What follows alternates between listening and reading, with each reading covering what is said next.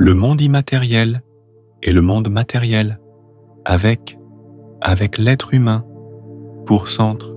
Avant tout, je vous conseille de vous abonner, commenter, liker, activer la cloche de notification. Tu connais le pourquoi. Point 1. Le monde immatériel et le monde matériel. Selon le récit, dans la jeunesse de la création de l'univers, à partir d'un état initial, des chaos de vide et de ténèbres, Dieu créa. L'univers fut créé d'après les modèles de l'être humain, lui-même créé à l'image des caractéristiques duales de Dieu. C'est pourquoi la structure de l'univers et de chaque entité qui s'y trouve ressemble à celle d'un être humain constitue et fondamentalement de l'esprit et du corps, demande du matériel, éléments de matériel ensemble, forma ce que nous appelons le macrocosme. Le monde immatériel au monde spirituel est en position de partenaire, sujet, le monde matériel au monde physique et en position de partenaire, objet. Le second est comme l'ombre du premier. Lorsque nous quittons notre corps, après notre vie dans le monde physique, en tant qu'être spirituel afin d'y vivre pour l'éternité. Point 2. La position de l'être humain dans l'univers. La position de l'être humain dans l'univers est d'ordre 3, comporte 3 aspects. Premièrement, Dieu créa l'être humain pour qu'il devienne seigneur de la création.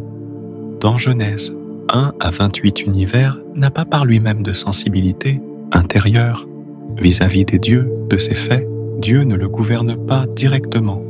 Au lieu de cela, Dieu a doté l'être humain de sensibilité pour toutes les choses de l'univers et lui a donné mandat d'arigner directement.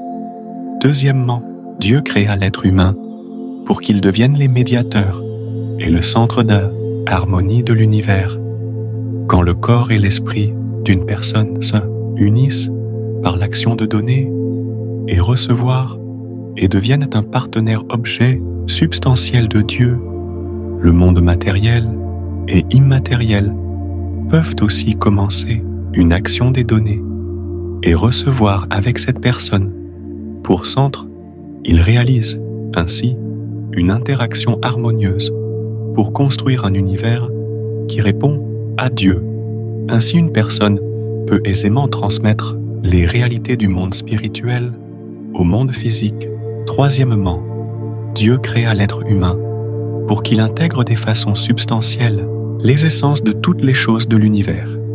Car Dieu créa le monde spirituel pour être à l'expression de la nature intérieure et de la forme extérieure de l'esprit.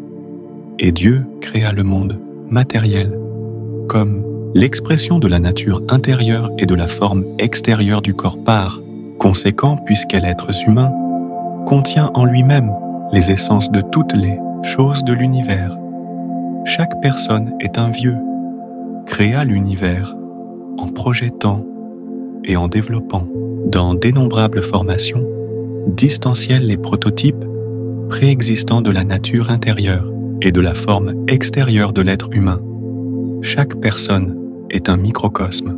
Parole de révérend Sun Myung Moon tirée dans l'ouvrage Principe divin.